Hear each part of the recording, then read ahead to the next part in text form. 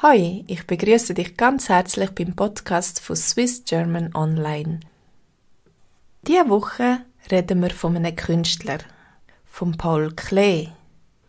Der Paul Klee ist einer der beliebtesten Künstler vom 20. Jahrhundert. Er ist 1879 in der Nähe von Bern geboren. Seine Karriere fängt aber in Deutschland an. Er ist 1940 gestorben.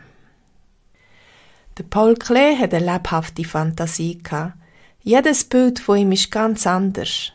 Einige sind völlig abstrakt, doch die meisten sind von Sachen abgeleitet, die ihn umgeben haben.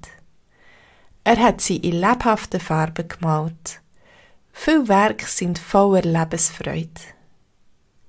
Seine Mutter war Schweizerin, sein Vater kommt von Deutschland und war an einem Lehrerseminar Musiklehrer. Auch der Paul hat sich für die Musik interessiert. Doch er hat auch die Kunst geliebt. Er ist auf München gegangen, um dort Kunst zu studieren. 1914 reiste er mit ein paar Freunden nach Tunesien. Die jungen Künstler sind von den Farben von Nordafrika fasziniert. Nach dem Ersten Weltkrieg hat der Klee in Deutschland an der berühmten Bauhaus Kunstschule unterrichtet.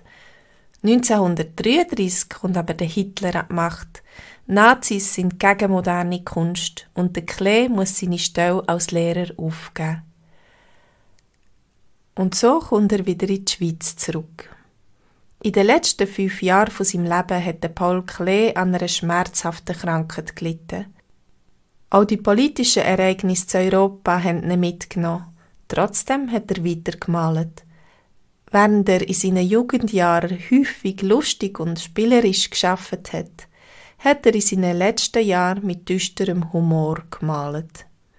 Im Sommer 1940 ist er gestorben und ist in Bern auf dem Schlosshaldenfriedhof begraben worden. Ganz in der Nähe ist dann 2005 sein Museum aufgegangen. Falls du mal auf Bern gehst, nimm am Bahnhof den Bus Nummer 12 und fahr bis zu der Endstation. Dort sieht man ein modernes Gebäude. Es sieht aus wie 3 Wellen. Das ist das Paul-Klee-Zentrum. Ein Teil der Werke von Paul Klee sind dort ausgestellt. Ölbilder, Aquarell, Zeichnungen und Druckbilder. Und du, hast du schon von Paul Klee gehört? Hast du schon Bilder von ihm gesehen? Wenn ja, wo? Und wie gefallen dir seine Bilder? Sagt dir Kunst überhaupt etwas? Welche Kunst oder welcher Künstler gefällt dir besonders gut? Machst du auch selber Kunst? Wenn ja, was oder wie? Kennst du noch andere Schweizer Künstler? Bist du schon mal zu Bern gsi? Wenn ja, wo und was hast du besichtigt? Diese Fragen wollen wir heute Abend in unserer Konversationsgruppe zusammen besprechen. Wenn du auch möchtest dabei sein, dann melde dich doch bei mir auf swissgermanonline.com und ich schicke dir einen Link. Tschüss!